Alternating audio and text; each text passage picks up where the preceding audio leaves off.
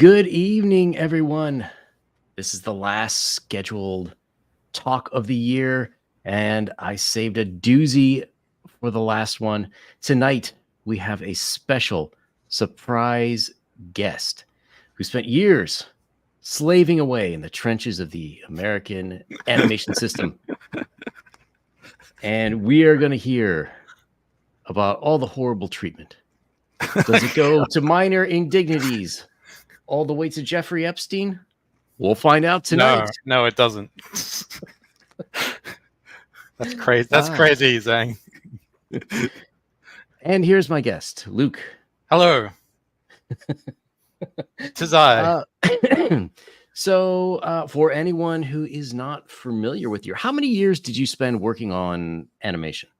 Hi. Yeah, so introductions, I'm guessing? Sure. Yeah, so hello, my name is Luke Weber. I'm probably the most cancelled animator in America.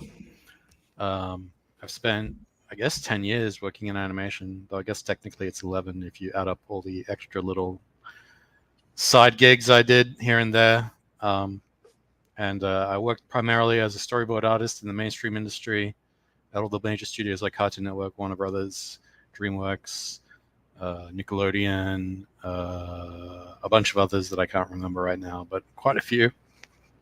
But having said that, I have a bachelor degree in animation. I've studied it, and I technically I wouldn't call myself an animator, but other people call me an animator. So I guess that's part of what I do. All right. So see, I told you guys, I saved a good one for the last. All right. So if you wouldn't call yourself an animator, what would you say that you do? I guess I'm a filmmaker, storyteller. That sounds really pretentious. But I mean, I like. I'm obviously I'm obsessed with animation, and it's something that I've been really passionate about ever since I was a little kid. I asked my parents, to send me to animation school in Australia, which isn't saying very much. It's basically just like 2 offices and a bucket. And they went ahead and they paid my way through it, and they supported me in my endeavors. And looking back on it now, I sure do regret all of it. But I don't regret them helping me. They're very nice. So what was the siren song that led you to say, I want to do this for a living? It was the movie Akira.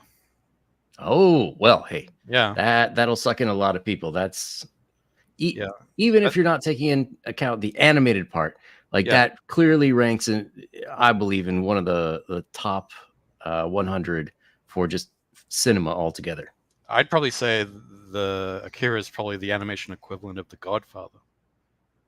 Yeah, that's probably pretty accurate. It still holds up today. It's great. And I remember when I first saw it, I was just like, I was blown away, and I immediately said, I want to make a film like that. and then the rest is just misery and history. So all right. So how did you end up working on Hollywood / American cartoons? So excuse me, I got a frog in my throat. Oh, I didn't mute.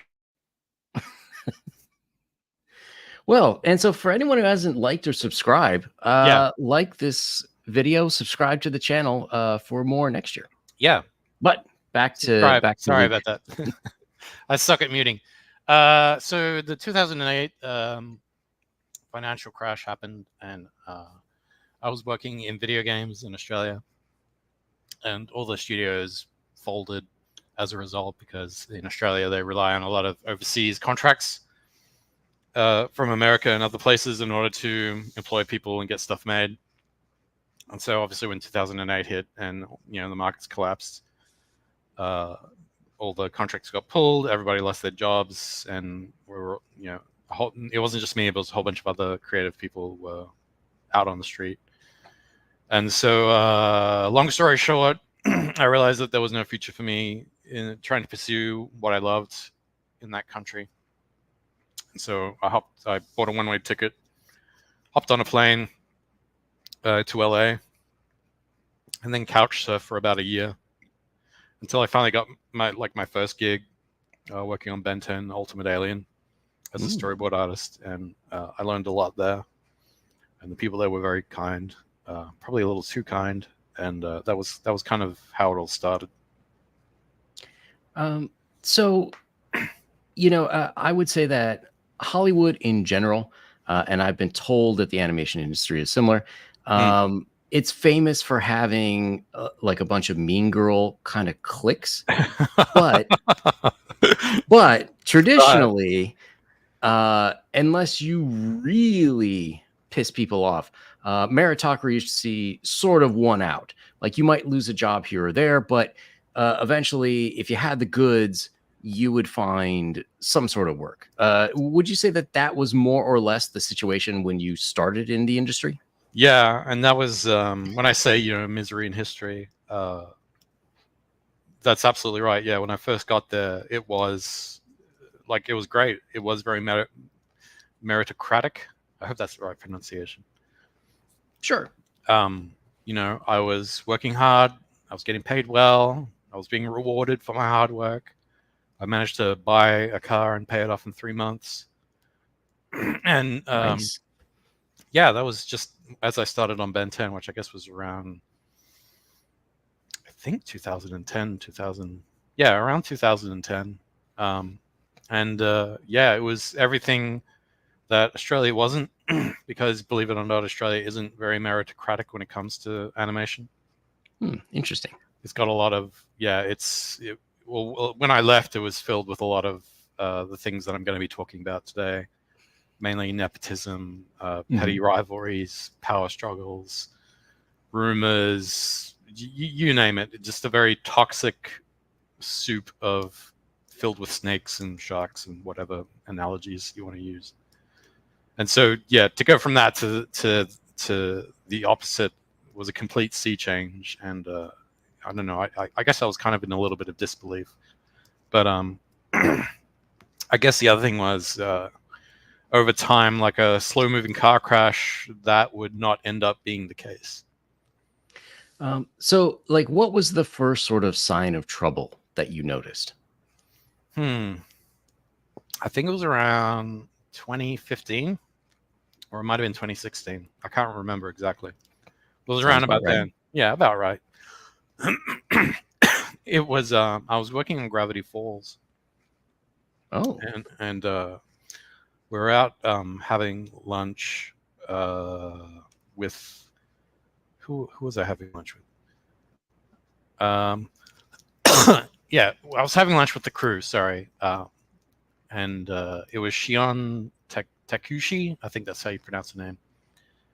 She was a writer on the show, and somehow the subject turned to slavery and how America has a history of slavery. Great lunchtime topic. I know, yeah. And so I'm sitting there listening to them, and I forget the particulars of the conversation, but one thing that stood out to me was I was like, guys, I think I was saying something like, guys, it's in the past, it sucked, but we kind of got to move forward. And Shion kind of like looked at me and she pointed to me and she said, "You benefited a lot from American slavery as well." I'm like, "Excuse me?" Bitch, I've been growing up in Australia this whole time. Can you please write down the diagram of how I'm contributing from? And they were just like, "Yeah, you did. You do." I'm like, "What the fuck?" And so I kind of left lunch and I was like, that was a little weird, but I just kind of brushed it off. But more instances like that kept sort of like popping up here and there, like online and such, amongst people who are my friends group and extended friends group. And I'm just like, what is going on? This was around the same time mansplaining was sort of the big popular thing in the lexicon.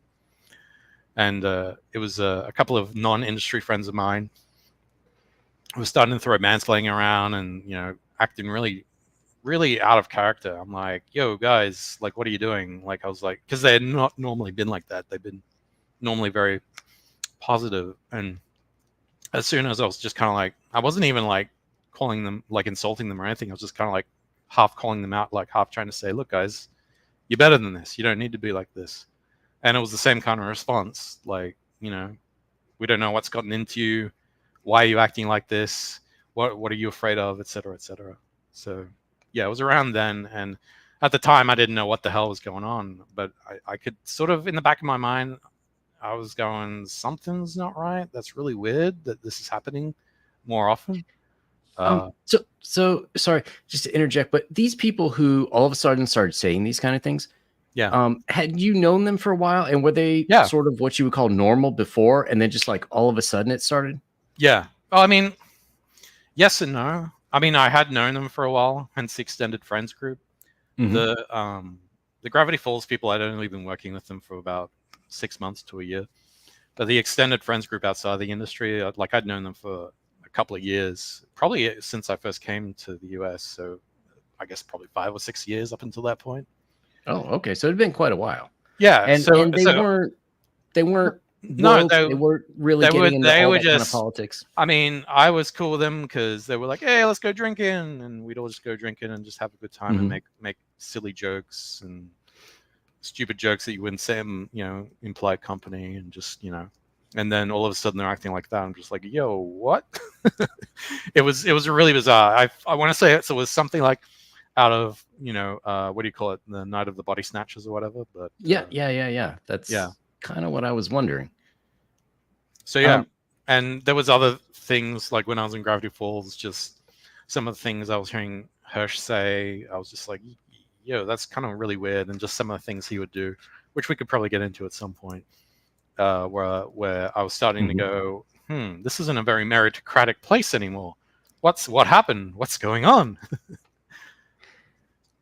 Yeah, so it's interesting because you hear similar things, I would say, popping up just a little bit earlier in Hollywood in general, on Sure. more of the regular cinema side.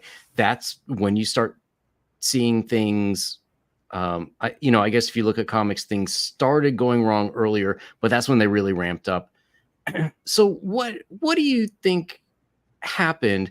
Like, do you think these people who were normal, did somebody put the fear of God in them and they started acting this way? Do they truly believe this, or was it more like now their positions were kind of secure so they could do whatever they wanted, type of thing? Well, it depends on who you're talking about. Uh, I you would tell me. say, I mean, yeah, that's I can only speculate. Hmm. Obviously, I can't read their minds, but in regards to the extended friends group, I don't know. Part of my theory about everything that's happened in regards to this mind virus is Hmm. that wokeness is kind of like it is kind of like COVID, and I kind of think it's not really a coincidence that both things happened at the same time, because just like COVID, wokeness tends to take the best aspects about people and then Hmm. turns it against them and everybody else. And that's kind of like the one thing that jumps out to me the most. Like, because obviously I knew these people before, and they were very cool, very chill people, and they didn't really worry about that kind of stuff. And then to have them sort of almost flip, it was like, yeah, it was almost like they became completely different people, which was really unnerving. Hmm. So when this kind of thing happens, oh, I lost my train of thought there for a It's fine. second. We're too busy talking about my friends group. But in regards to the same question Mhm. with animation, I think a lot of people in the animation industry were secretly, you know, laying low, waiting, biding their time, waiting for the moment that they could take advantage of something. And I think they saw this. What happened? I think they saw it as the perfect opportunity to protect themselves and to eliminate a lot of competition. And I was, Hmm. I mean, I don't know if I was or I wasn't, but the way they kind of treated me, it almost seems like I was probably the one of the biggest competitions out there that they just didn't want to have to deal with. So they up and yeeted me. Yeah. So what? Well, I guess just first you say, why did they see you as competition as opposed to like part of the team or someone that would, because Hollywood projects are not a one person show. Like you need a good team around you in order to Yeah. make a great product. So why did they see you as? Do you think that they saw you as competition as opposed to someone who's going to help them get to greater heights, which is sort of the usual way that people in Hollywood use you. Yeah, I mean, yeah, that was the way they used to do it back in 2009 and some of 2010. Why they saw me as competition? Well, I'm an extremely tall, handsome, foreign Australian white male who can draw like nobody's business, who has an animation degree and can basically do almost everything, I guess, except play music. Whereas these people, most of them went to CalArts. They maybe learned one or two things. Uh, a lot of them are narcissists, so their insecurities will often get the better of them. So when someone like me rocks along, their mind automatically goes into a mode where it's rather than trying to better yourself. If someone comes along and they've got their shit together, they tend to take the more destructive path and sort of follow the way of we have to destroy this competition, because destroying something is far easier than improving yourself. So they chose to take the easy way out, as far as I'm concerned. Yeah, and I mean, for anyone who kind of wants to see what that's like, check out comic book Twitter for like the last couple of weeks, where you have one of the current greatest authors saying like, "Hey, we should listen to stores about what they think is wrong," and people who have been destroying the industry just like going ape shit on the guy and insisting that they would rather watch the industry burn down than than deal with people they don't like. I assume it was somewhat similar to that. I don't know if it was somewhat similar, because a lot of the people who work in animation don't really have that kind of power. Yeah. Most of the power is allocated to, say, producers, admin, and what do you call it? Human resources, which isn't really human resources. Oh God, yeah, don't get me started. But in the case of the example you gave, I mean, that's classic sociopathic narcissistic behavior, because one of the tenets is, they will absolutely do anything they can despite their victims. So if the industry is going down in flames, they're like, well, heck, let's get some petrol and pour it on there, because if I can't have this, nobody can. Which is, again, it's the easiest path to take, and probably the most disgusting, I think. So just in your case, you said they yeeted you from the industry. Yeah. But was it just like one day you showed up and your stuff was boxed up and they're like, get out of here? Or was this sort of like a process of them sort of, I don't know if setting you up is the right word, but like progressively making things harder to get you out? Yeah, more of the latter. I won't go into it too much because I've already talked about it on the Bunderdome. But yeah, the classic term "death of the thousand cuts" is very applicable here. So it was around, I guess, 2016. I was basically being bullied on Gravity Falls for a year solid, and it took a massive toll on my mental and physical health as a result. So I won't go. Yeah, as I said, I won't go into too many details. But I ended up leaving that production and having to go in hospital because of it. Oh. And yeah, as I was trying to recover, certain individuals, one which was the showrunner of Gravity Falls, went out of his way to spread rumors and lies about me, and that was all, one, to protect himself, and two, to once again, as I said, eliminate the competition, make things harder for me, because narcissists do revel in in isolating their victims and then torturing them.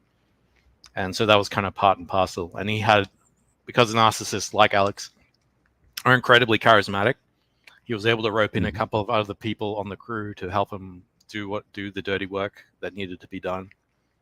And yeah, that's sort of it in a nutshell. And then, time progressed after that. I got feeling a little bit better. I was still getting a little bit of work here and there. And it was about beginning of 2017. So the next year, I pitched a short to the Nickelodeon Shorts program. And it was towards the end of 2017. And it got accepted. So I was like, oh, okay, great. I'm on the rebound. And so it was around the end of 2017 that the second volley was going to be fired. And that was the Jeffrey Epstein scandal. And of course, because animators are all psychopaths, or at least the ones in the industry right now. They saw this as another opportunity for them to take advantage of, and they were like, well, this guy, they saw that I had my animated short was nearly done. It was looking pretty good. And so they're like, well, we need to put this guy on the ground for good. And I can only speculate what they said about me, because the short went from being incredibly well received, everybody liked it, to then them automatically, I guess, January 2018, them canceling the short and basically, I guess, canceling all the shorts as I would say as a cover. But I don't know. I still don't know what happened there. But that was kind of the last volley, and then it was after that was nearly impossible for me to get any kind of work. So one thing I'm kind of wondering is, it's come out that HBO had hired people to basically AstroTurf others online. They hired firms and they got their own interns and everything to go like slander people on Twitter, any of the critics of their shows and whatnot, to go talk crap about them, to try to counter their message, whatever, even if they didn't particularly have a message. Sure. And you have had some shall we say interesting followers, people who are interested in your career. And I'm wondering, looking back now, since we know it's not only HBO, Disney has done similar things. There's evidences that maybe Marvel has used the same strategy with some of the people. I can see where you're going with this. I'm going to tell you right now, I don't really think that's applicable, at least in animation. I don't think they're smart enough to do that. And plus, they don't need to do that, because they have animation YouTube and animation Twitter, who are basically useful idiots that basically do all that dirty work for them. Okay. Yeah. So in terms of some of this stuff, why do you think they continue to follow you to this day? Is there which people in particular? Well, I don't know, and I don't want to say names, but it seems like some people still have access to grind. Oh, even though it's been a few years since. Yeah. So those are mostly just animation Twitter stands, or Twitter freaks for another better term, or cancel pigs is another way. But they're mostly just like 14 to 20-year-old losers who wish they could work in animation but don't want to put in the hard work. And again, it comes back to the whole jealousy thing. And I know I've been very critical of the current crop of animated shows and movies that have come out recently. And whenever they catch wind of that, then they show up and use Google and find all the rumors that they've spread about me on Google and say, look, this is the proof. I think they're partly just mad because I've been in the industry. I've seen it all firsthand. I know exactly what they're doing and why they're doing it. And it's one of those things where they're just mad that I'm telling the truth. And they're taking the easiest path. They would rather do everything they can, as pathetically as it is, to discredit me and destroy me and try to cancel me. But they're just full of shit. They're morons who are full of shit who can't think for themselves. So the industry itself, in a lot of ways, just as an outsider, I have never worked in American animation, although I have known several people who have. Cool. I think dumpster fire would be a charitable term. Yeah. But I guess the question is, is there sort of a plan, or is this all by the seat of their pants? Because to me, even though I think it's a poor choice, I can understand like why you would try to get rid of people you consider competition. You would bring in people who are completely loyal to you.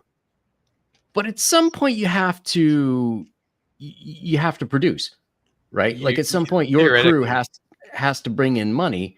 Netflix has cut animation. Disney, I believe, has announced they're cutting several movies. And some of the animation crew in general. Yeah. I don't know about DreamWorks or Pixar, but I would assume they're, even if they're not cutting, they're not hiring. Well, So what? Pixar is very dangerously close to getting shuttered. Yeah, they've had a lot of very questionable movies. So like, is there any kind of plan going forward? Is it like, oh, once we get rid of all these people we don't like, we'll actually have hits?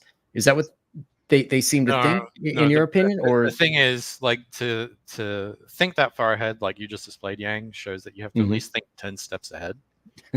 Unfortunately, these people can only really think 5 steps ahead. Because, again, I'm speculating, but the quote unquote plan was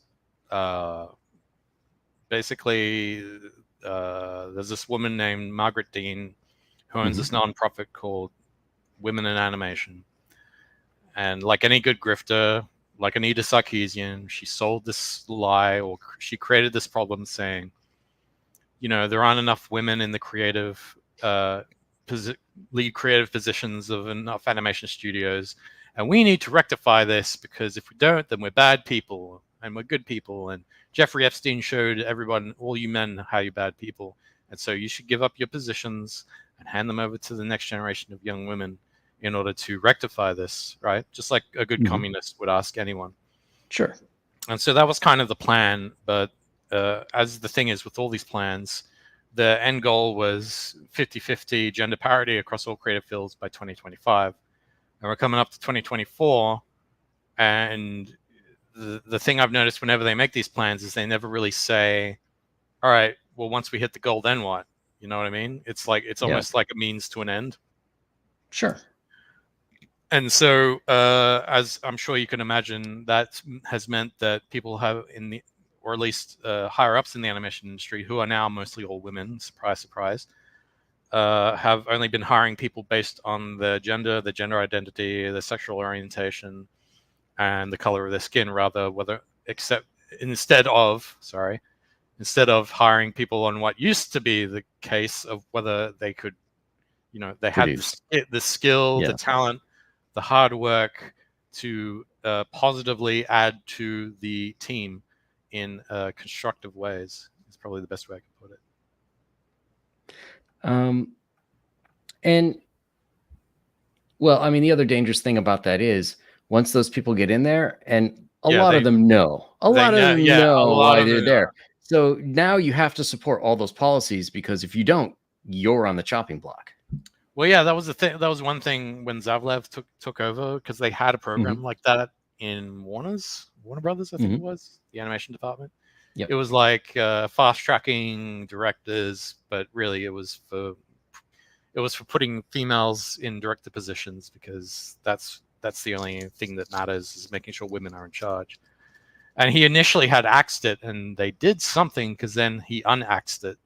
So they must have said something to him or done something. I'm not sure what. Add photos. I don't know about that, but yeah, that was probably the only time because I was paying attention to it, where I actually saw that and I was like, oh, okay, they must have said something. I don't know what they said, but it was enough for him to go, yeah, well, you know what? I've decided not to axe this program. I had another question too. Sure. Something I've noticed for, let's see, I moved to LA in 2010. So around 13 years now. Wow. I've had questions about Cal Arts. Oh. You might have to ask someone who went to Cal Arts. Well, yeah, I know you didn't go there. Aside from Beanmouth, is there something that you would find in common with Cal Arts students? Like, is this sort of philosophy? Is this sort of are those sort of ideals promoted there? Because I've noticed things like that. I've had questions about whether they can tell right from wrong in certain things. Wow. So you're asking, what are you asking? So, okay. So let me rephrase. In general, in the university system, which I noticed. Oh, I get what you're saying. So the last time it was in was around 2000. Has it gone? Would you say that it's just generally gone to shit with this sort of ideology, or is there something that you've noticed in particular from the Cal Arts people versus like average everyday Americans? I would say that I mean, I've met a lot of people from CalArts. Mm-hmm. Some good, some bad. I do get what you're saying, because obviously, colleges are where a lot of this ideology took root. Yeah. I would probably guess, because obviously I haven't been in the industry for a while now.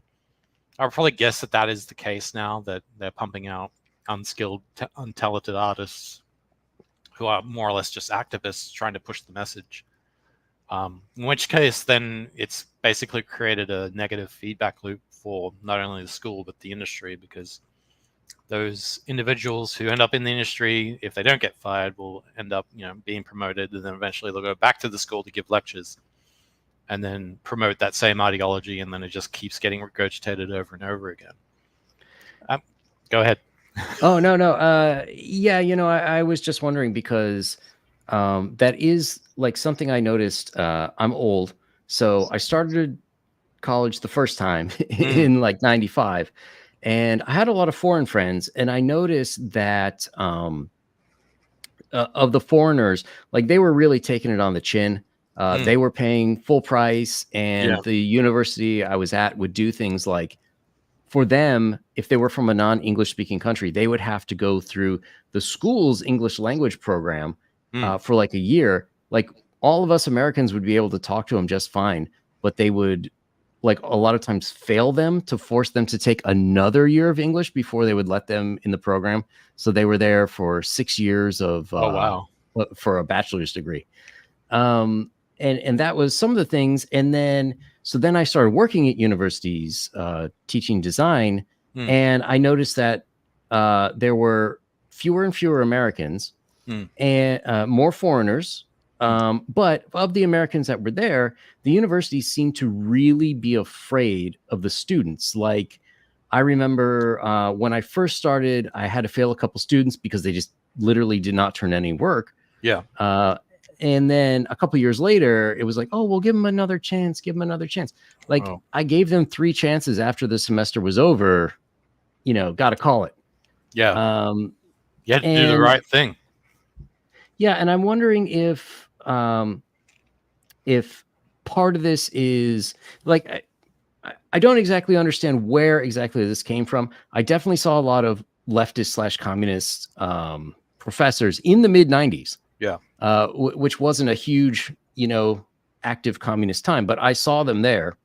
And then it seems like it's grown a lot. And I wonder if they've just sort of taken advantage of this situation where universities are afraid to do anything to piss off students, and therefore, like, the professors sort of weaseled this ideology in. And Sure. I mean, that sounds feasible. I know for a fact that CalArts, or at least back in the day, they'd often get applicants who would come in to study animation, and they came from incredibly rich families, and so the school was less likely, if those kids acted up or did something illegal. Like one particular story I won't get into, which involved a struggle snuggle with a particular student. They won't really face any consequences. The school just kind of like look the other way and sort of throw it under the rug, because if it's a rich family, then that's potentially, a potential donor who will donate to the school. Yep. So that's kind of the extent of my knowledge of CalArts. I only ever went there once. It was for like a Halloween party. I was there for like 15 minutes. I got bored and I left. Oddly enough, I met several CalArts people. I ended up working on former CalArts people. And how'd you find them? Well, that's when I switched careers and worked in medicine, and they found me. Because animators have really shitty posture. So yep. And lots have migraines. Can confirm. It was good money for me. But yeah, I was just kind of wondering, because of course, even in communist countries, there were good people.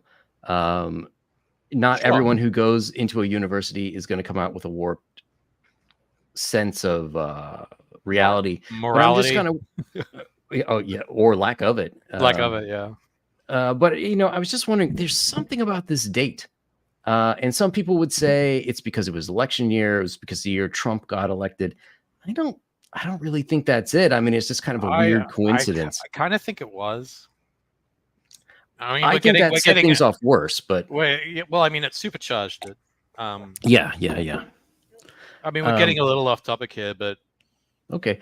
Well, yeah. I mean, I will say this. Sorry, I didn't mean to interrupt. No. Go ahead.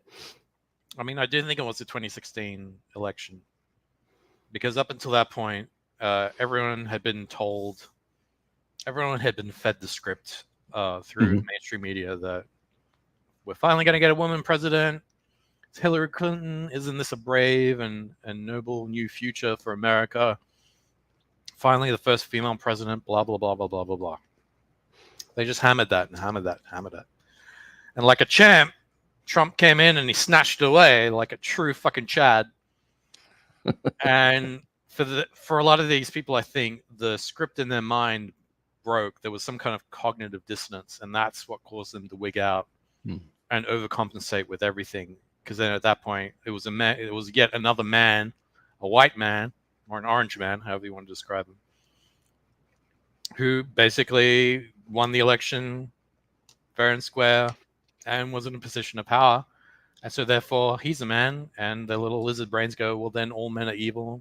And they made men into a monolith, especially white men. And then it was free for all. They were allowed to do whatever the heck they wanted at that point. They felt vindicated because they didn't get their way. And I think that's basically what it was in a nutshell. And we've been sort of putting up with this, I don't know how many years, 6-year temper tantrum from these people. It's ridiculous. So I'm kind of curious. I don't know if you have any contacts in Japan or... No, I have no contacts in Japan. No? Okay. Do you have contacts in Japan? Yes. But that's another issue. Sure. But I was just wondering, do you see any of what's going on here in America now spreading over to the animation industry in Japan? They have their own problems, I know, but I was wondering if there's certainly problems with subs and dubs, but so that's a localization issue. You're talking more about on the ground kind of industry issue. From what I've been able to see, there's maybe been a little bit of it. Do you know about Studio Trigger? No, I don't know. So Studio Trigger was formed by these guys who used to work, I think it was at Gainax. And they're like the superstars of the animation industry. They made a bunch of great smash hits like Panty and Stocking, Gurren Lagann, a few others I can't think of. Darling in the Franxx is one that I really liked. Kill la Kill, that's another one they did. And so they're, I think it's like this group of like 4 or 5 really skilled Japanese artists. Yo Yoshinari is like one of them. And the thing is, actually, I had a weird connection with them because I used to be friends with the U.S. liaison, a man by the name of Will Fang, who works in L.A. at, I don't know where he is right now, but he used to work at Titmouse, and he was kind of like the liaison. Like he worked for sort of like the parent company that Trigger was a part of, but he mostly dealt with the Trigger guys.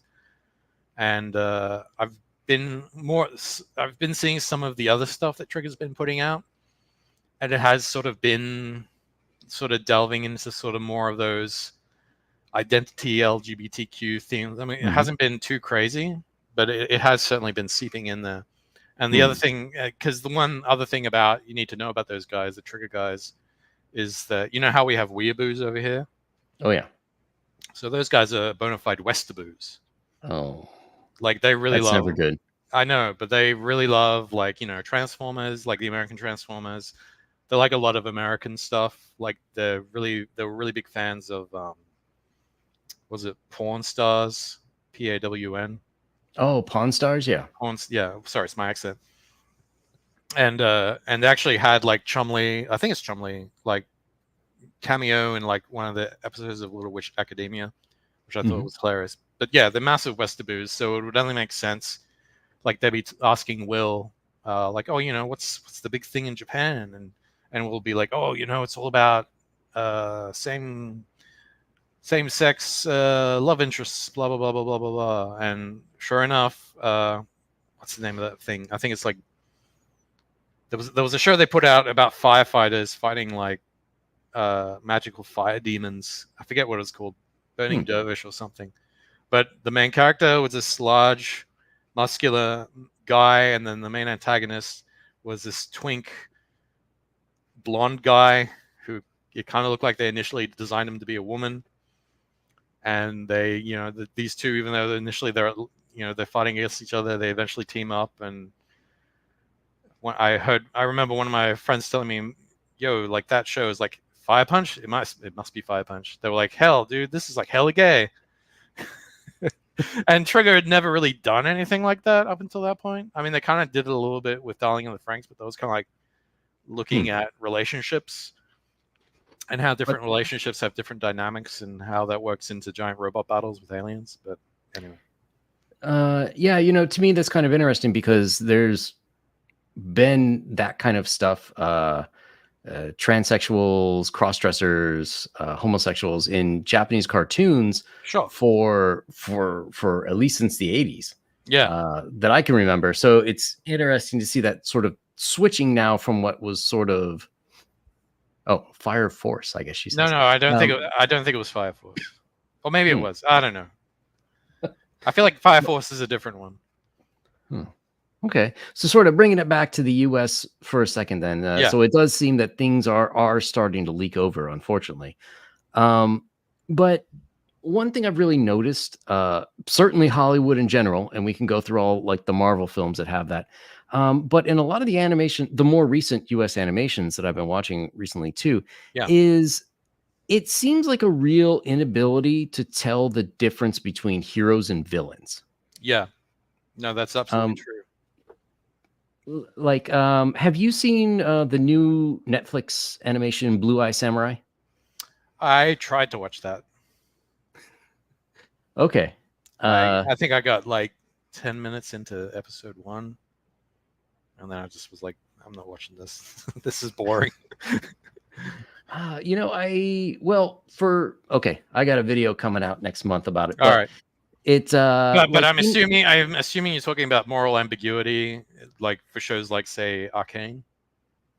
Oh yeah, for sure. Yeah, Arcane. Which in a lot of ways that show was great, right? Like visually, it was impressive. But what do you think is going on with that, and how much do you think that hampers the industry in general? That's a big question. Yes. How do I think that hampers it? And what was the first part? What do I think is going on? Yeah, like why? So you have all these classic movies, right? Like you could switch like to an extent, like all right, let me put it this way. Traditionally in Hollywood, if you were a man, like a manly man could do 3 things, right? He knew how to throw a punch, he was witty, and he could get girls to sleep with him. Yeah. But traditionally, like manly men were very skinny until the 1980s, and you got Stallone and Schwarzenegger and those guys. And then since then, a manly man has giant ass muscles. Well, not anymore. There are no manly men anymore. Well, that is true. It's all girl busters now. There you go. That's the answer to that question. Well, now we have very manly women. Yes. So I guess that switched. Oh, God. But like to an extent, you could change like what is morally right and what's not, but you'd still have a basic template of 100 years of cinema. What the hell happened that these people don't even seem to be able to identify when a hero is doing something wrong anymore, or even if someone, they don't even seem to be able to identify like whether or not someone has heroic traits. I don't know. It's a very nuanced question, because in the case of Arcane, because I've watched that, I still have to keep watching it. That was sort of a show less about good and evil and more about how, because like I'll cite another example soon, but more about how different agendas can either coalesce or they can clash, so to say. Like everyone has wants and needs. Some people want to rule the Undercity. Some people want to just be happy and make money and just keep the balance, and some people want revenge and they want to grow beyond what they are. So that's ambition, and that's all well and good as long as as long as you make it a character-driven story and not a plot-driven story. Because the thing I've noticed is some of the other examples that you've cited, one in particular, I'm sure you could probably tell me one just off the top of your head. Will you? Sorry. In Arcane specifically, or No, in just another show. Oh, just any shitty show that you can think of. any shitty show. Sorry, I'm trying to think of like what. All right. Well, I'll just say Shiro, right? The Shiro see, show. I did not watch that, and I tried to block that out of my mind. Neither did I. I totally understand. It's completely forgettable. But you take a show like Shiro, yes. And it's basically a plot-driven show. And the problem with plot-driven shows, you obviously need a plot, but if the plot drives it, is the driving force, and the characters are going to act out of character in order to further the plot. Whereas a character-driven show, sure, there's a plot, but the plot is dependent on how the characters interact with each other, what their motivations are, and how they go about achieving those goals, so to say. And the thing that I've noticed is that these people, I guess, when you're trying to cram as many self-inserts into whatever franchise you can because you're a psychopathic narcissist, you're not really going to be focusing on why the characters are the way they are, what their history is, why they behave the way they do. I mean, like, Darth Vader is a great example of someone who, like, everyone says the best villain is the one who is doing what he thinks is right, even if it might cause a lot of problems, because he's overall thinking about doing it for the greater good. Whereas I don't really see any of these characters doing the same. And a lot of the characters who are supposed to be the quote-unquote protagonists actually have quite villainous behavior. And I'm assuming it's just these people who are writing these characters, one, they don't know how to write women, because most of these characters are women. And two, they don't know how to be sympathetic to people outside of their own head. And so they're just like, well, I do all these things, but it's totally okay because I'm doing it. It's almost like an infantile way of viewing the world, in that you're the main character, and so everything you do is right, even if it might kill a entire race of people, or murder your best friend, or get into a relationship with someone who's been trying to kill you this whole time. So it's interesting they added so many women into the industry, but yet they can't seem to find anyone to write women well. It's so strange. It was like almost overnight there were all these genius female directors who were really young, and they just came out of nowhere. I couldn't figure it out. It's like they were lying in wait this whole time. And even some of the animation that I think is like somewhat getting on the right track, you'll see questionable trends like that. Like, so for example, Blue Eye Samurai, which I know you haven't watched. And I will never watch, so go ahead and spoil it. But the main character, she's not a Mary Sue like you'd see in a lot of other things. You see, she has to train with a master for years and years to learn how to make swords. She trains here and there with samurai who would come by to buy the swords to learn how to fight. She pretends to be a man so that she could sneak in and out of places, but not because she actually thinks she's a man. And it does a lot to really counteract like the Rey from Star Wars problem. Okay. So in that sense, it was well done because she's kind of sort of on a hero's journey. The problem I have is all the sex stuff they crammed in. Like at first I thought this was now I gotta watch this. Dude, in the second episode, like it gets weird because there's a guy who starts following her around who has no hands, and he wants to become her apprentice, basically. Oh yeah. And so to get rid of him, the second episode, to get rid of him, she pays for him to be in a brothel for 3 days. Okay, and that's the first part.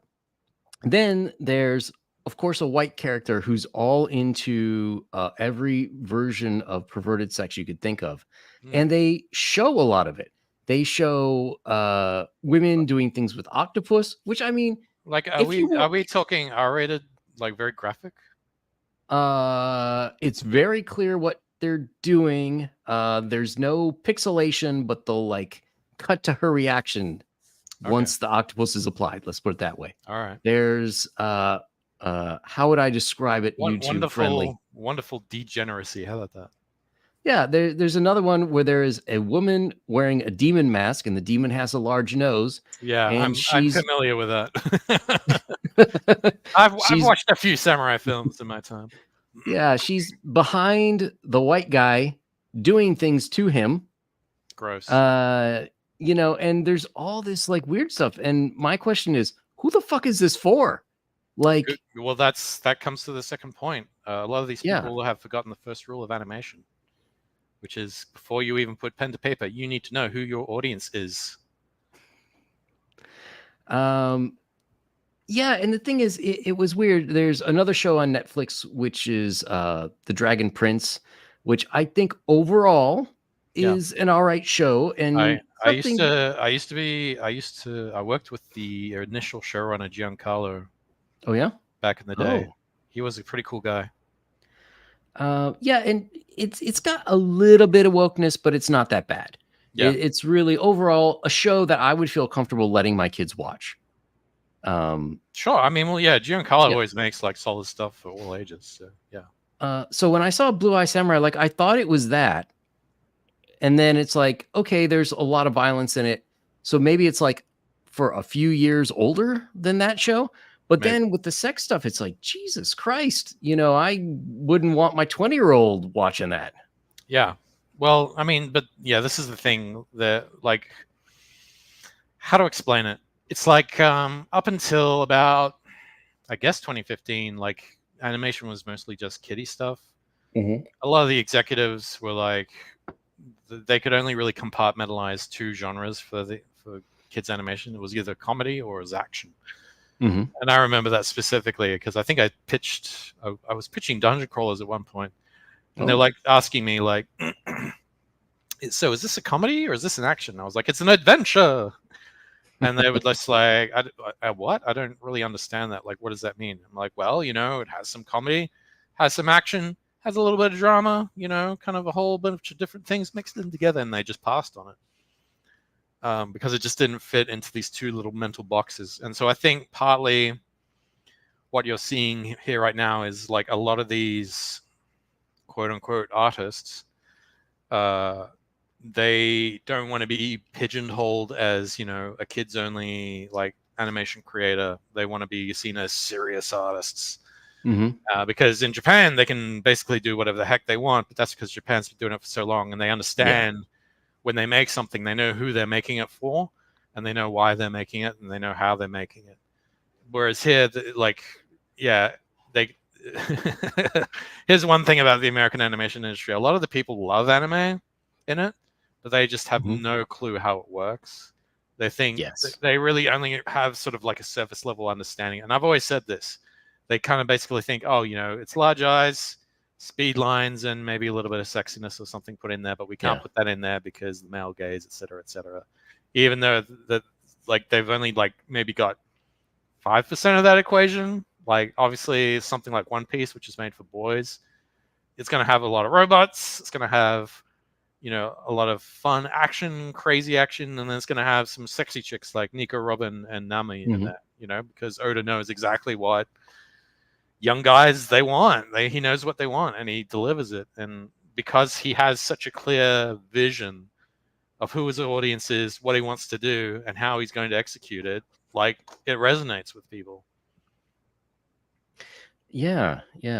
So what do you think the path forward is? Because to me, I see American animation becoming like the American comic industry. Totally. Like I've always had this this image of culture, like you're throwing a rock in the stone, and then or you're throwing a stone in a pond, right? I like the analogy of throwing a rock into a stone more. Well, maybe these days that's what's happening. But you know, as the ripples go out, like it spreads to other banks. So whoever's got more culture, you're throwing in a bigger rock, you're creating more ripples that affects more of the world outside of your home area. But they're like, they're throwing grains of sand now is almost how it feels. Yeah. To where you're getting stuff. I think Japan is a huge influence. Korea, of course, is an influence, and I can certainly see if Europe could get its act together, more European cartoons coming over soon. There just doesn't seem to be a whole lot for animation audiences coming out of the US. So, what do you think the path forward is? I think. Well, I mean, there's multiple answers to that question that I said I was going to save for the stream. Because what did you really ask? Like, is there any way of saving it or something? Well, not necessarily, but like what goes forward? Like, do we just have to nuke it from orbit and start over? I mean, theoretically, Can it be saved? I would. That's what I would do. I would nuke it from orbit, Hmm. just because it's been so infested now, and the soft coup that occurred from WIA, or Women in Animation.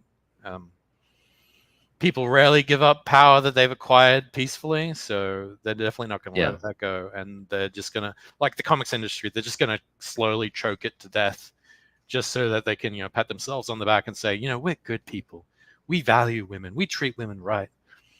I would say, from what I've observed moving forward, obviously streaming and YouTube Mhm. is independent animation is probably the way to go. The thing I've noticed is a lot of people are creating sort of more smaller independent animation studios, and they're approaching streaming studios like Netflix with their stuff as a result. And you have independent guys. I would advise you go check out a channel on YouTube called Glitch. It's run by a couple of Australian animators. They've got like 1 million subscribers. They're showcasing a lot of Nice. independent animation stuff. It's only a small bunch. Unfortunately, Vivian Madrano is in there as well, which is a pity. But you got to take what you can. And it's kicking off. I mean, I would obviously like to be a part of that at some point. Whether or not they pay attention to me as a whole other thing altogether. But yeah, I think that's moving forward. I think that's what it's going to be. It's going to be the streaming services and more independent startup animation studios that are pitching shows, creating YouTube fan bases, and that kind of stuff. So I guess one question is, ultimately, is it going to matter for companies like, let's say, Netflix, Amazon Prime, and those kind of streaming services? Because you see a lot of the same nonsense in those companies as well. Is it going to have to be like almost completely independent of them?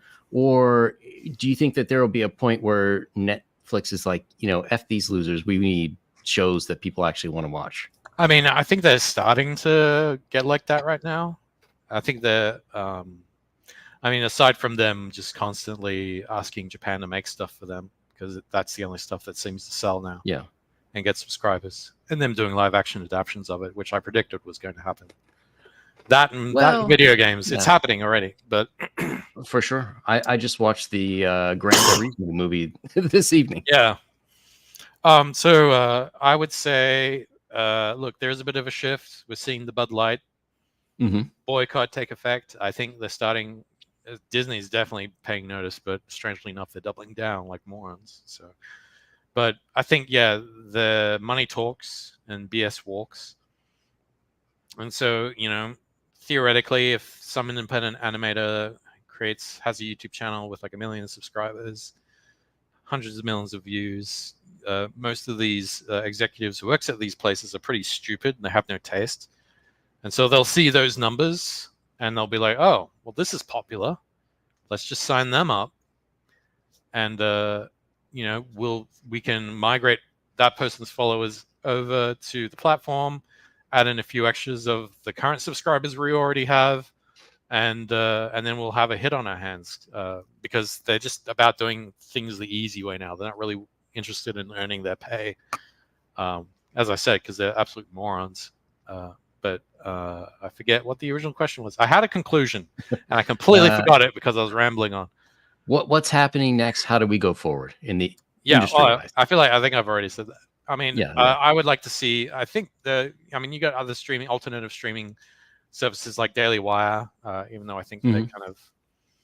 they got a long way to go, man. Yeah, they're I like the idea of creating alternative programming, Yeah, especially stuff that's family friendly. However, it's the same issue of you got to make good stuff, yeah, and so far their stuff is, I mean, it's not bad, but it's not good either. yeah. Well, I mean, that's the thing I've kind of noticed about sort of conservative media, so to say, is that Mhm. their heart's in the right place, but they really struggle to sort of think out the box a little bit in regards to coming up with ideas. They just kind of like copy what's already been done, and so far what's already been done has been done by the left, so to say. Yeah, I've noticed two trends with conservative mass media like that. One is the conservatives will take it on the chin by left leaning shows or books or whatever. So the conservative answer is, well, we'll just do the exact same thing that they do to us, but conservative, which Yeah, is like, no, the problem is it sucked in the first place. yeah, That's number one. And number two, because there's a lot of religious money that yeah. gets tied up into conservatism in the US, what ends up happening is like go watch like Kevin Sorbo movies. Uh, they're written like preachers are giving a sermon. Yeah, They don't feel organic. Like, you had a lot of religious movies come out of Hollywood in the 50s. yeah, And most of them are still watchable today and they're enjoyable. sure. But, outside of Hercules, the Legendary Journey, and that one sci-fi show he was in, like, I have no desire to watch any of these Kevin Sorbo movies I mean, it's ever interesting. again, even on a plane. Even if it was Hercules. If he did Hercules again and there wasn't a sermon in it, sure. But I I mean, don't think he could do a Hercules again. He's over the oh, hill. well, I mean, you could do like old flabby Hercules, but Old Hercules. he passes the torch on to his son or something. Like Kratos shows up and just, I'm here to kill you, old Hercules. That'd be great. Yeah. Um, Sorry.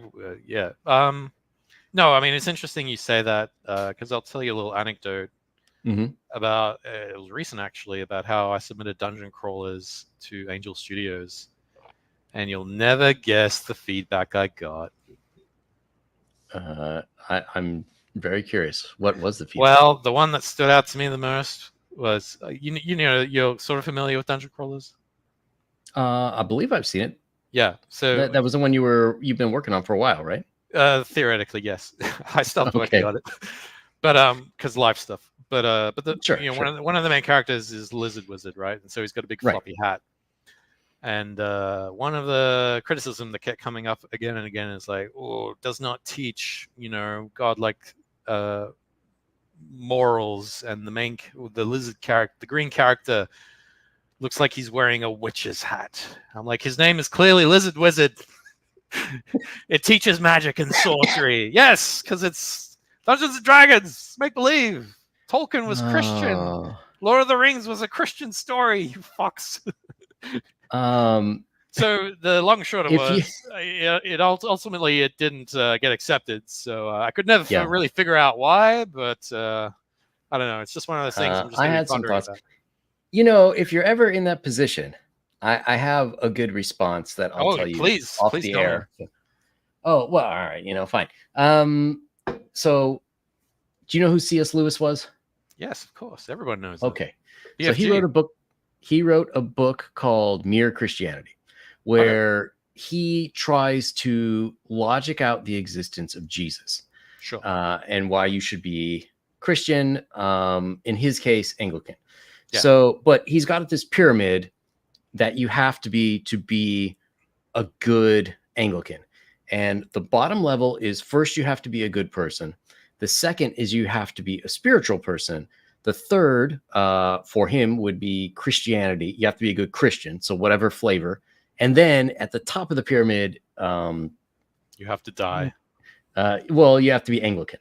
Oh. So what you should say is, I really took this to heart, and I really want to work on the bottom level, on the base level. I think right now we don't have enough fundamental good people, that Oh, people aren't being tossed those morals, and I. by helping to You instill know this, what? you can get to the tough. That was the argument I was forming in my head.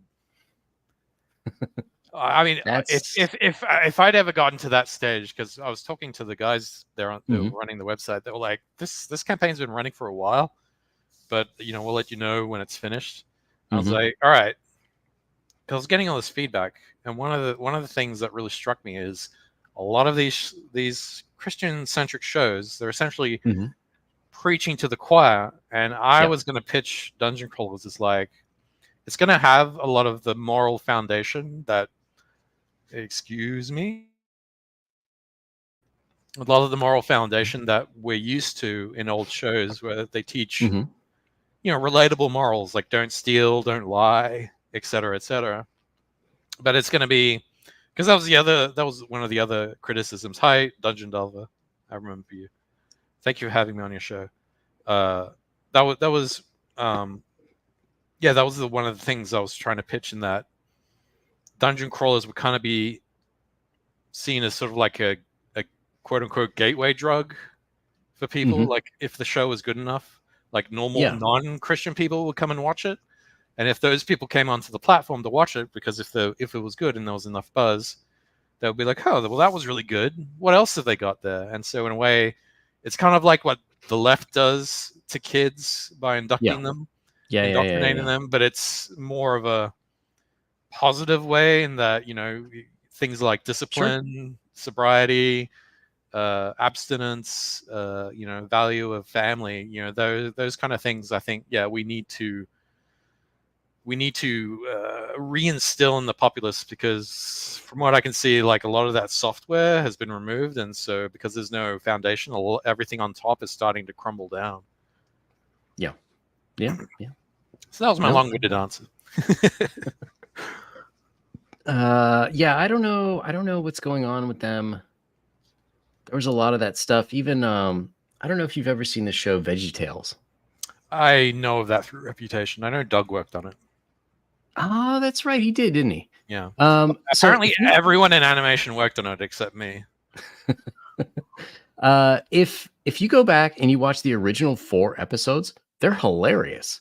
And like the Jesus stuff was just a teeny part of that. But once they got money to do more, like every episode is just Jesus, Jesus, Jesus. And maybe then you would have like one banana peel fall joke that's not See, Jesus specific.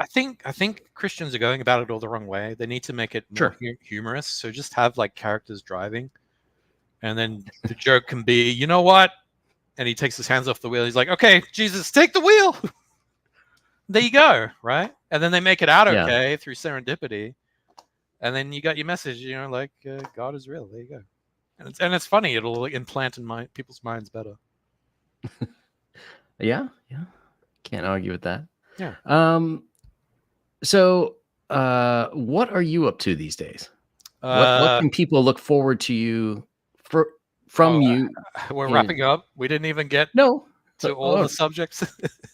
oh, go ahead. Yeah, no, go ahead. No, you asked the question. I'm doing the thing. We're wrapping up. Oh, Fuck fine, fine, this. fine. What am I doing right now? I'm trying to get Second Gods Volume 2 done. Okay. I've had a lot of life stuff going on, like trying to pay bills and stuff like that. There are some things that are going to be hopefully debuting next year in the animation space that Nice. theoretically will be big. I can't really say anything right now, but hopefully people will like it. And that will be under my stage name. Oh.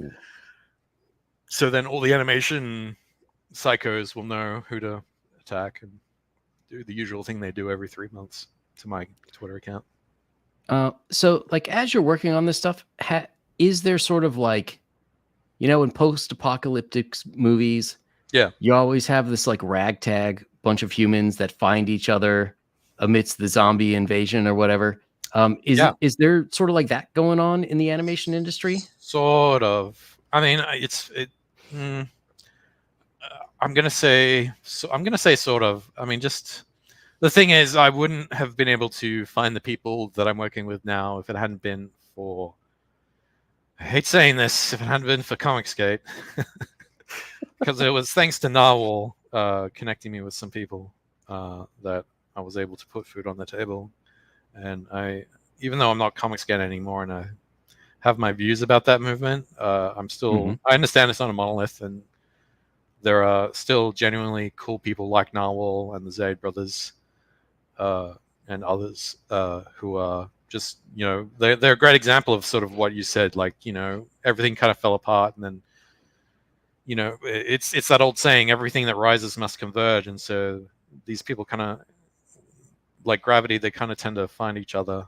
And I mean, I want to say it's a beautiful thing, but it's also a chaotic thing, because sometimes you don't know what is going on out there, and sometimes people don't even know that you exist, and that's disconcerting as well, because you could really help bump things up a little bit. You know what I mean? Like improve the quality, make things look better, and make something really AAA, stellar quality stuff. I'm just saying random words now.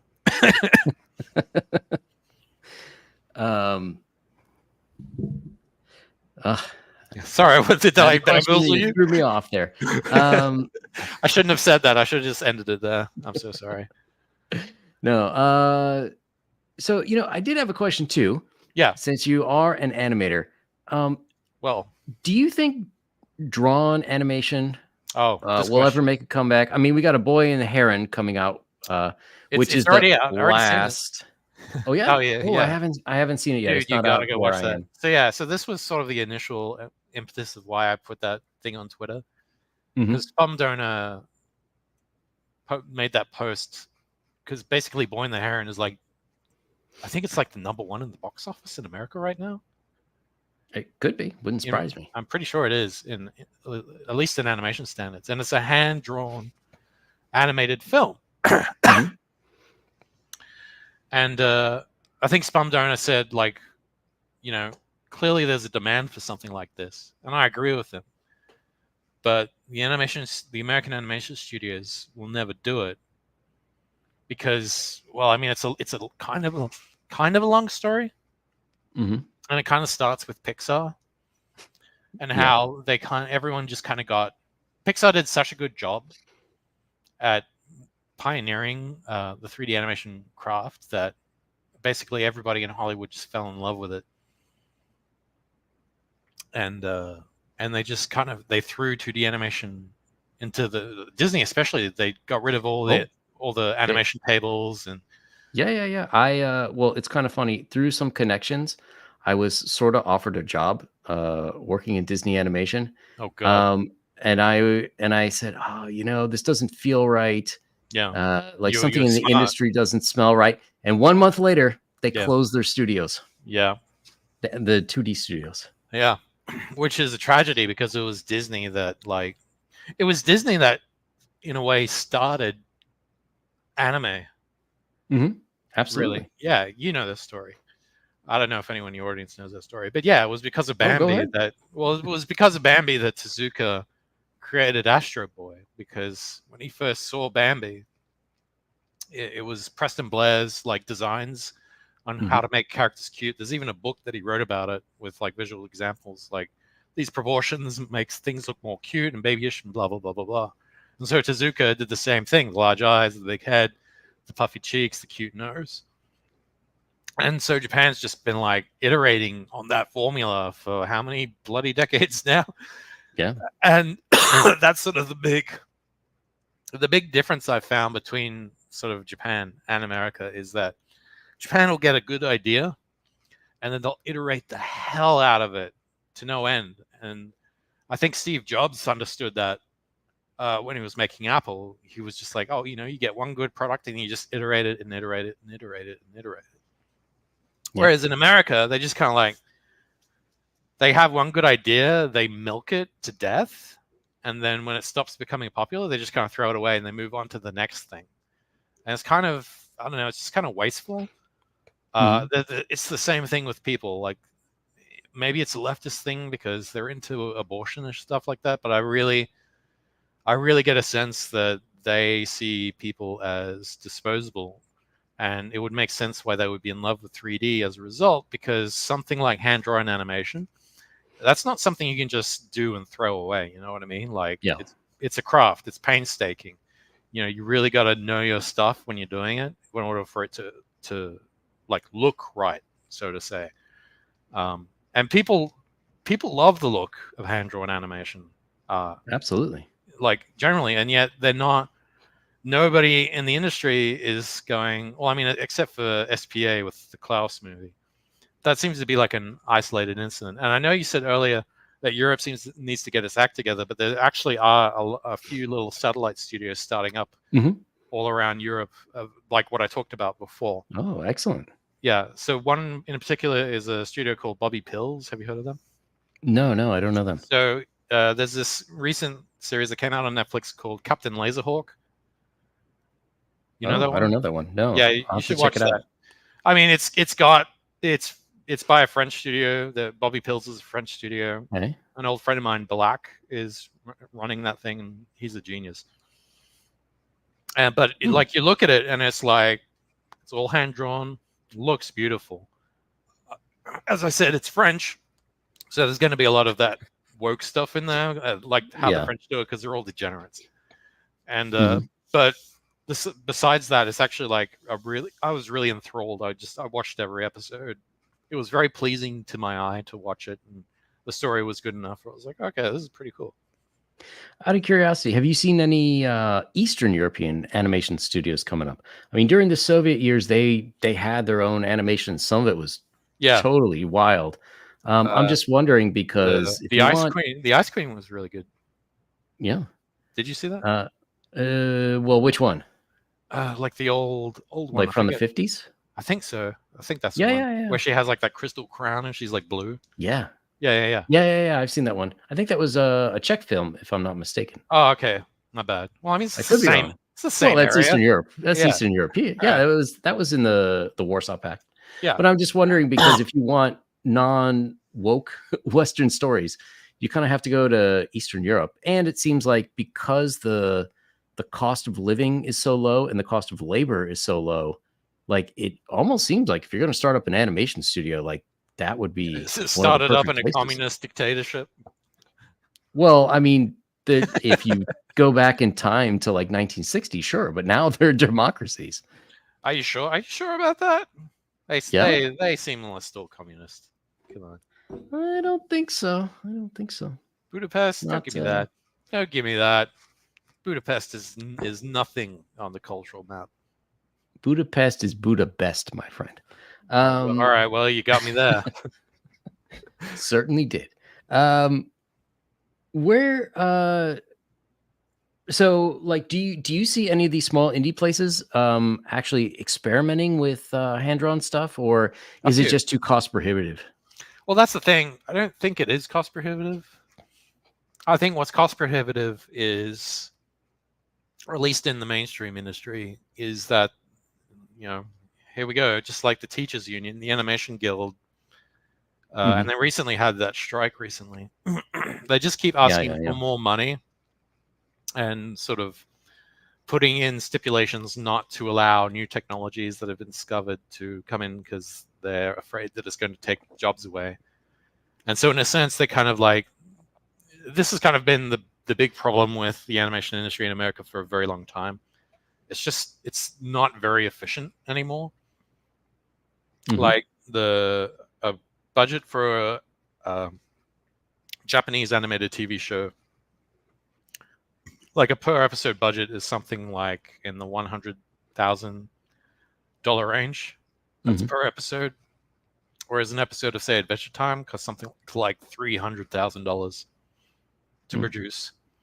And that's got to do with, you know, stuff like wages that they negotiate for in their collective contracts. And I'm sure there's other pork in there that they've managed to weasel in, which is, I think, kind of, it's the hands that are slowly choking the industry to death. Because as I said, there was a strike that happened, and they eventually caved. But while they were striking, a lot of studios were starting to set up shop overseas. I know for a fact Nickelodeon started up a satellite studio over in Japan, because in Japan they don't have unions.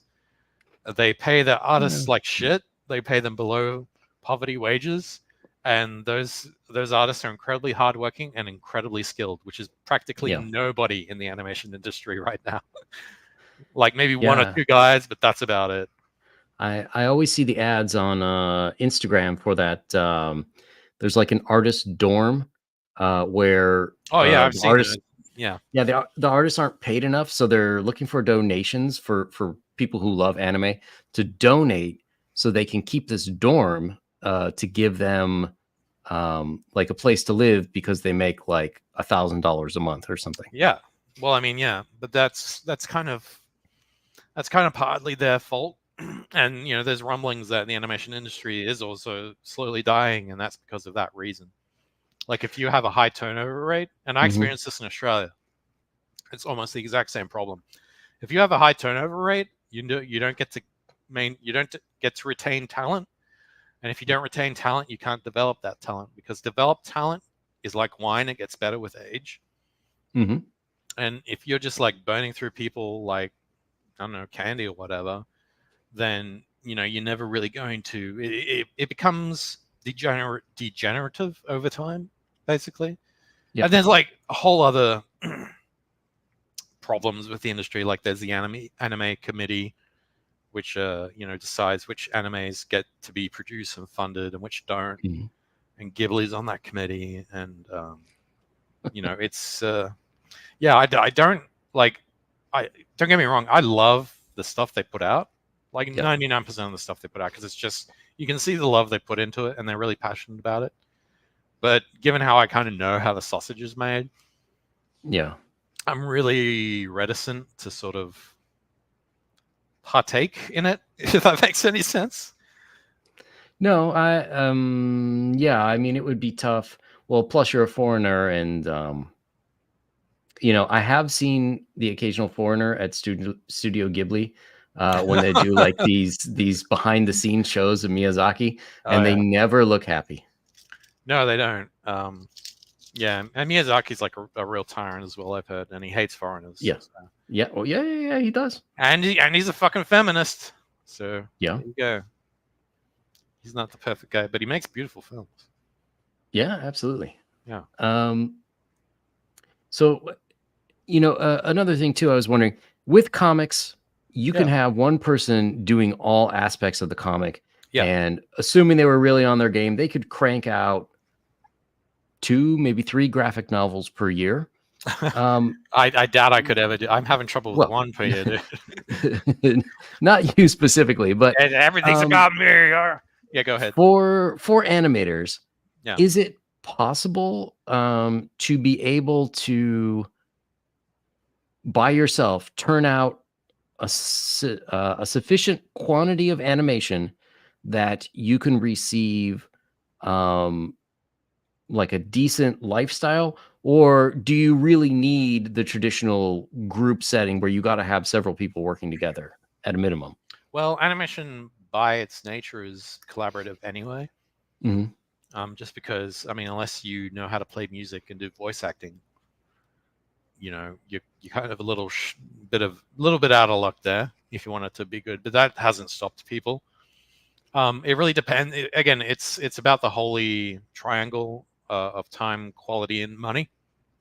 Hmm. And Hmm. so, from what I'm hearing you say, like sort of putting out an output, like for say something like YouTube, where it's like once a month or once every 2 weeks or something like that, it is feasible. But I mean, you can do it, but the quality won't be that good. Yeah. Um, probably stick figures. But having said that, I've seen. Whoa, here we go. Excuse me. I've seen like absolutely horrendously amateurish looking animated stuff for channels that have like 1 million followers. Hmm. And I've seen some stuff made in Bangladesh that has like it's this one channel. I think it's called Previously My Story Animated, and Hmm. they figured it out. They have like 1 million+ subscribers, and they figured out who their audience is. It's basically a bunch of narcissistic white female teenagers because if you go to their channel, every freaking video is about how you got the cuffs too. Aha! Yeah, Every video. mine's from fiberglass. Oh, well, there you go. You got a better excuse. Every video they put out is about some young girl with an American accent who's purports to be some ordinary teenager, but her dad is a spy or her boyfriend is a vampire or some crazy Mhm. ass shit, and everybody watches it. Like all these young women just eat this stuff up. It's got like every new video gets like a couple of million views like in the first couple of days. So it's I feel like everything's up for grabs now just because of the way technology and of course how AI is starting to come into prominence now.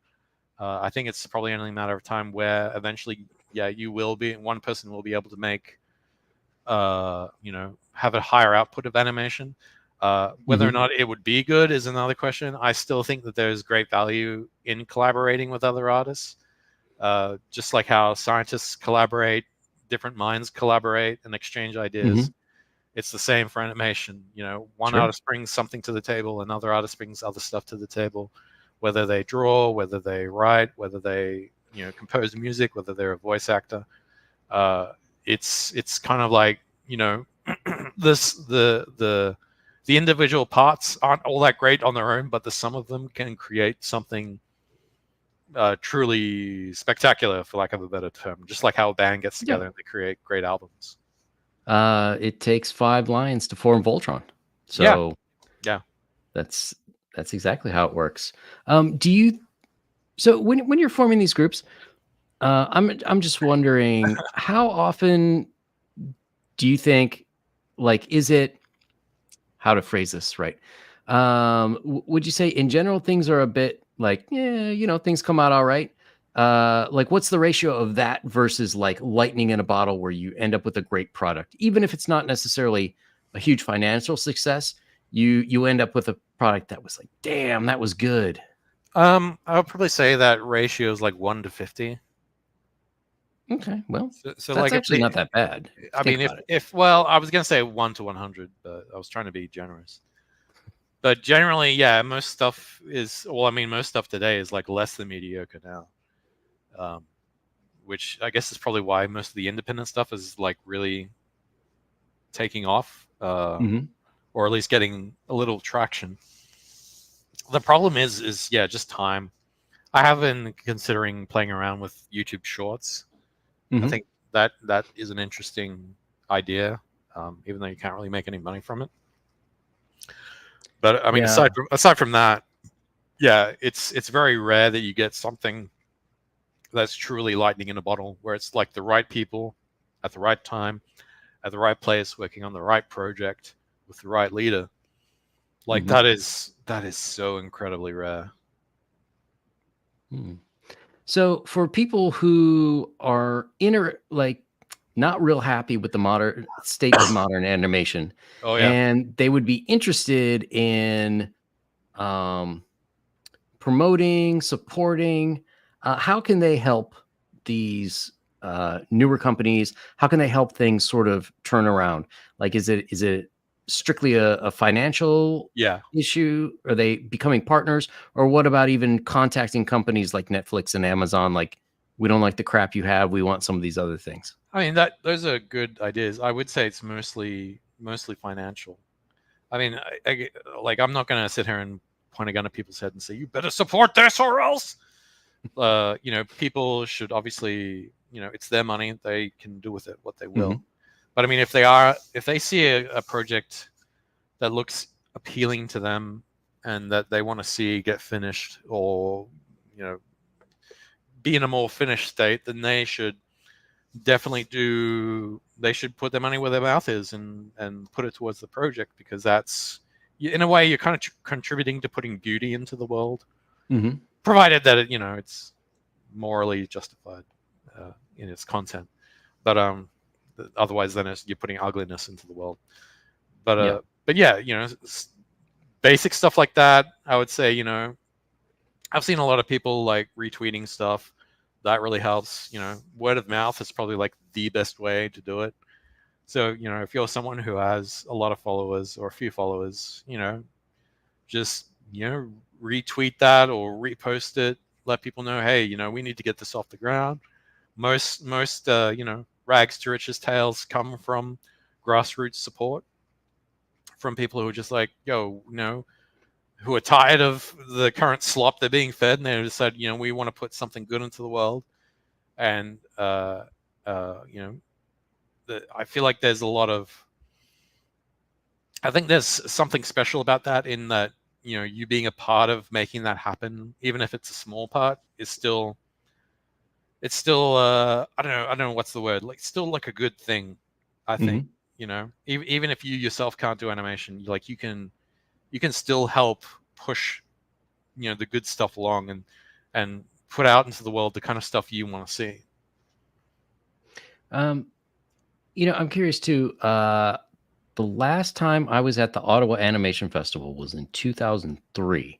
Oh Do you wow. think there's it's been a while. Do you think that there, like for people who want to promote comics, a lot of people say you got to go to cons. Um, are there events, or can you see there becoming events where like Ottawa or the Mike and Ike stuff, where maybe it's at a theater or some sort of special events where you'd be able to see a bunch of these independent kind of animations? Or I mean, the only is place that I could, something you see as viable? well, it comes back to politics. I don't think Mhm. they would ever let me into the front door. But there is, as I said before, there was that YouTube channel called Glitch Studios, I think it's Mhm. called, where they kind of do that. They just had like GlitchCon, which is like an quote unquote online convention where they showcase independent animation. It's basically on their YouTube channel. That's the only example I've seen in a while. But stuff like Ottawa, is run by a lot of wokies, and I'm Kansas sure it City. is now. Oh yeah, totally. What else? Yeah, a lot of those. What was the other one? Oh, I know for a fact. Angle M. Is it Angle M? Oh no, it's Annecy. The Annecy Animation Festival. The Annecy International Animation Festival is totally been taken over. Like, if I had a film, there would be no way they would let me show that thing in there. They would completely stonewall me. Hmm. They really don't like conservative creators, and I don't even consider myself that conservative. I mean, I'm maybe a little conservative, but that's because those guys fuck me up. Well, you're right of Mao, so So that's enough. that makes you conservative. Yeah.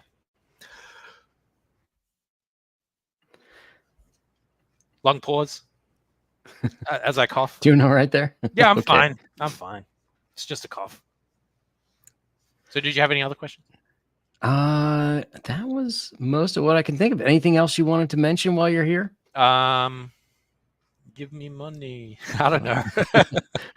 Fun animation stories, axes to grind, tea to spill. Access to grind? What does that mean? Grinder? Axes to Oh, grind. axes. I keep thinking you say access. Sorry, that's my accent. Oh, okay. Axes to grind? No. I mean, I've ground all my axes that I wanted to grind a long time ago. I mean, most of my criticism is just because, yeah, just the lack of efficiency problem, the lack of foresight to be able to recognize talent outside of, immutable traits like gender and stuff like that. I can't believe they're doing that. They're so stupid. And then they can't figure out why everything's crumbling around them and why they're having to lay everybody off. Part of me thinks it's by design. Like, they just want to get rid of everybody. Well, it is. It is. There are a certain subset of people for who this is a feature, not a bug.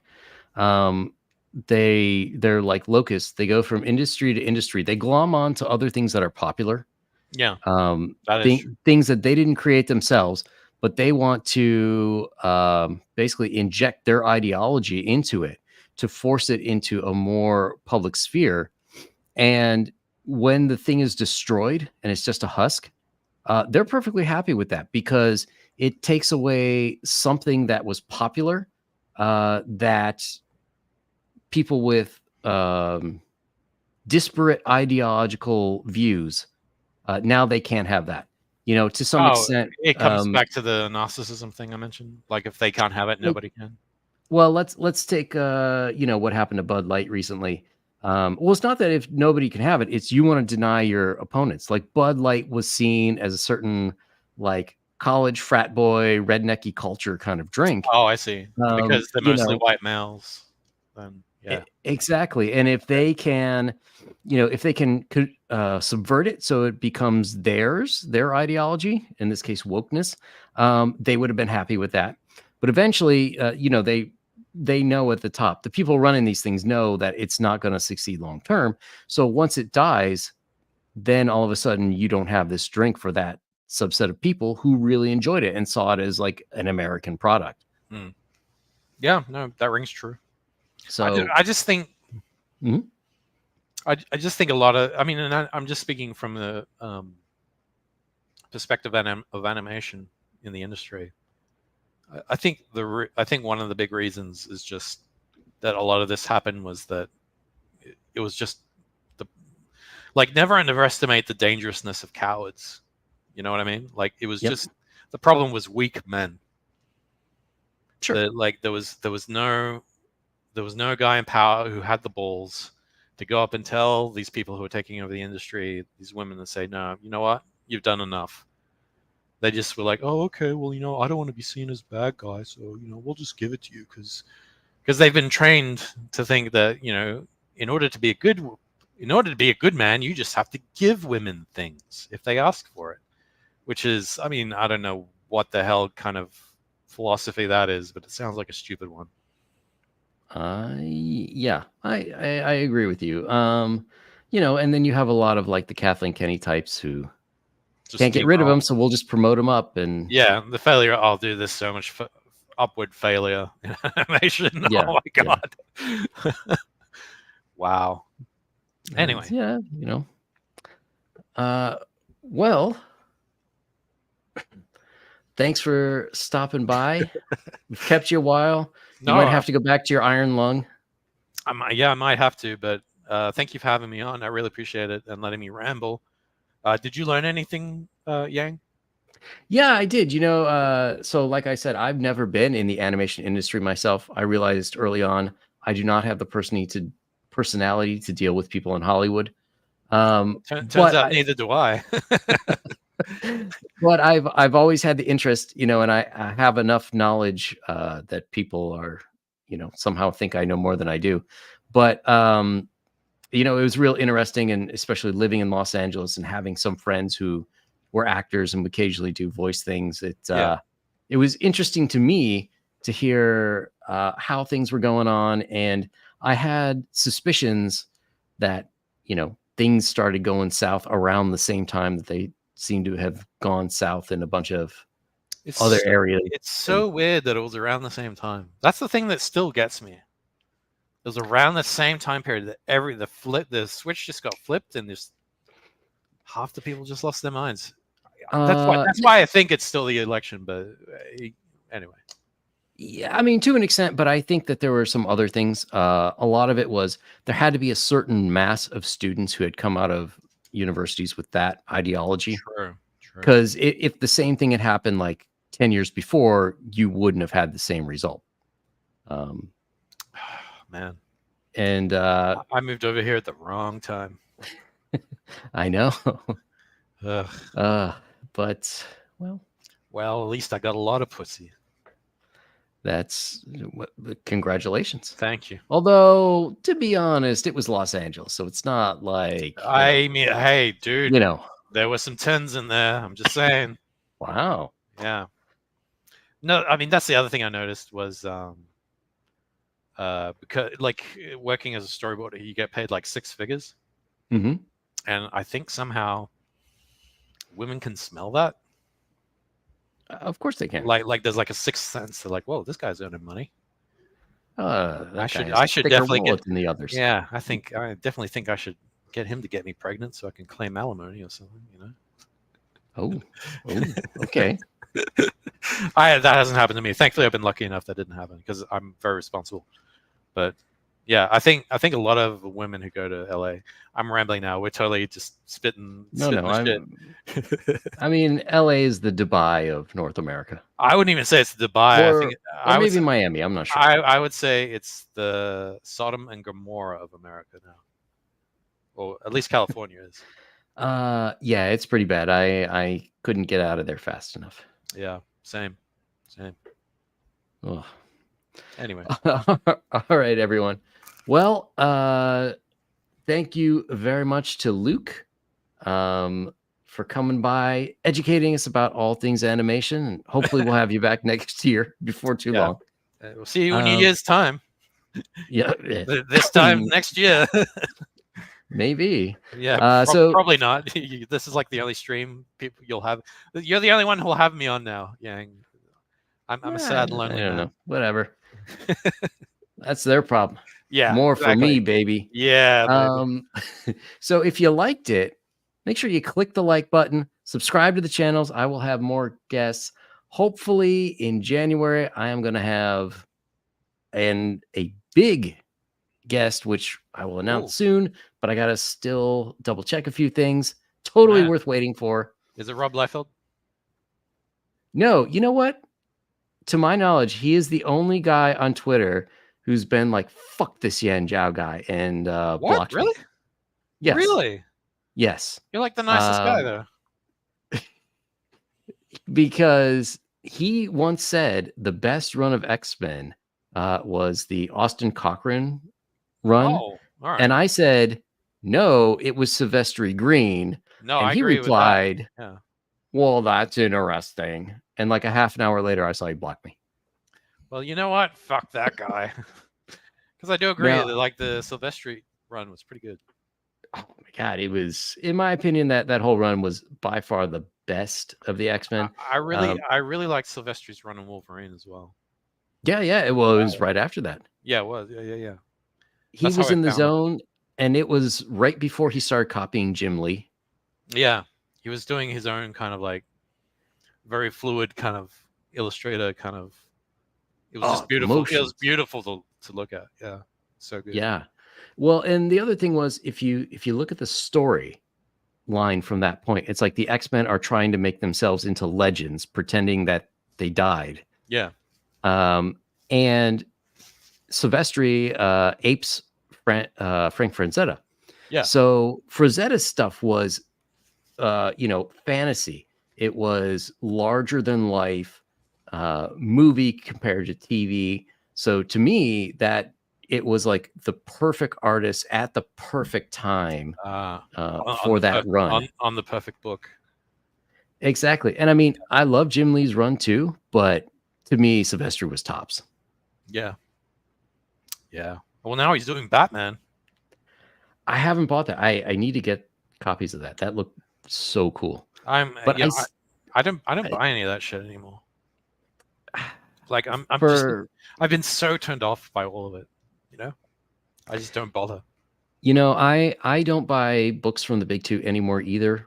But for Mark, I'll make an exception. Even though in looking at the pictures, I still think his 80s stuff was better. Yeah, I agree. So I guess he kind of fell off. Yeah, I don't know. I kind of wonder how much was due to Dan Green. Because I remember in the 90s, a lot of people thought that Dan really did Mark dirty. And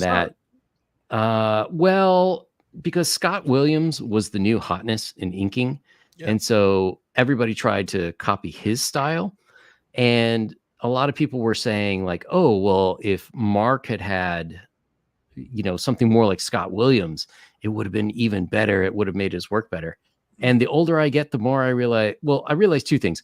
One is if it had been anybody else but Dan Green, it would not have been the same run.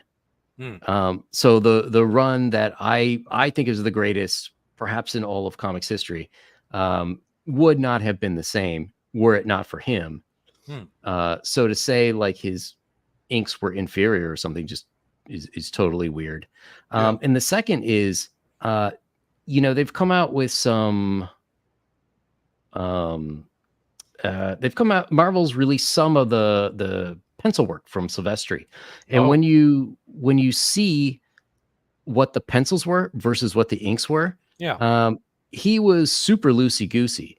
So, Ooh. Dan, I mean, I'm sure I can go through that run and pick out some real panels that are real stinkers, but overall, he interpreted the looseness so well to the final product. Like you didn't lose any of that fluidity, Okay. which, I mean, if you look at modern comics, what little inking there is makes everything look like a Yeah, coloring because book.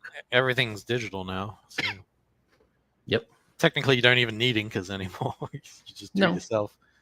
So yeah. All right. I didn't know that, but yeah, now that you say that, yeah, an inker does.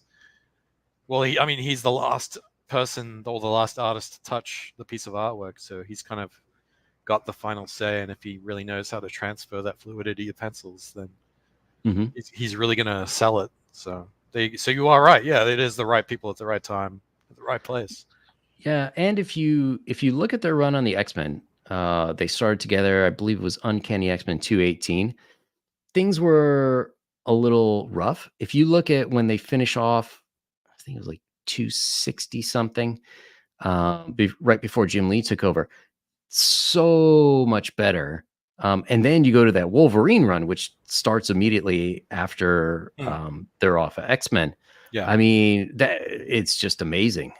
Oh, totally. I really liked the it was like him and Puck were like in that boat and they get transported back in time somehow. Oh yeah. It was so, and like Puck's like his normal size, and Wolverine doesn't have his claws, and I think it's like the Spanish Civil War or some shit. It's like crazy. It was so out there. I was just like, whoa! It was just so beautifully drawn. You could tell he knew his shit. Yeah, that, and I like the whole LCD storyline. Okay, I'm not familiar with that one. LCD was that little girl robot. I don't remember. Maybe it was after. It was they brought back Lady Deathstrike and some of the Reavers, but they had a robot clone of Wolverine. Yeah, they were always bringing those guys back. Like Wolverine would kill them. They'd be like, "Nope, not dead. Here we are." Well, that's what happens when you don't let Chris Claremont write it. But oh god, yeah. God. I don't know why people like his stuff. Did you ever read his Did you ever read his novel he did for Willow? For George Lucas? Yeah, I love those. It's a fucking piece of shit. No, come on. It's basically his same writing, but in like instead of comic form, it's in novel form. It's in prose, yeah. And I was just like, I'm putting this shit down. And then he had his other series, the First Flight series, where it was Lady Space Pilot and a race of giant cat people who got drunk off of Coca-Cola. Yeah, see, I'm already disinterested. But okay, you have to admit though, his Willow sequel is much better than the Disney Willow TV show. I mean, that's like comparing a dog turd to caviar. So I don't really feel like that's a fair assessment. But as a writer, I don't like his stuff. I've never liked his stuff. Like my brothers collected all his books and they read them vicariously. And I read through them and it's just basically the same bloody plot. Just every fucking issue. Same fucking plot. But I do think that we owe Claremont a lot. Like what? Did he invent the light bulb? Did he cure cancer, Yang? Come on. Serialization of TV shows. He's to blame for that. He's to blame for that. And because I was watching, I forget their names, but the writers from Deep Space Nine. And they all said that they were influenced by Claremont and what he was doing with X-Men. And they wanted to make a show that was more serialized than the overall episodic Star Trek The Next Generation. Well, Deep Space Nine wasn't all that, so I guess that makes Excuse me, that is the superior Trek show. What was the other one that wasn't Star Trek? Babylon 5? Yeah, I could never get into that for some reason. Well, that was supposed to... Apparently that came before that, and they stole that idea from the creator of Babylon 5. Well, that wouldn't surprise me. I mean... So my argument is upheld. All right, my voice is going. I gotta go, Yang. All right. Good night, man. All right, thank you for having me on. I really appreciate it. And All right. guys, you can follow me at FresherLuke over on Twitter. All right. And everyone else, I will see you in the next year. Or maybe one last Gamma World on the Dungeon Delvers channel. Oh, how is he doing, by the way? He is doing excellent. You should check out his shows. He's putting on like 3 games a week. He had me Although on. I think he had me somewhat. on. I think Mhm. Was it the beginning of the year? Because you set it up, didn't you, Yang? I think I was still in California, so it would have been over a year. Okay, I do remember doing a show. He was very kind. He's got a great show. Yeah. All right. All right. Good night, everyone. Good night.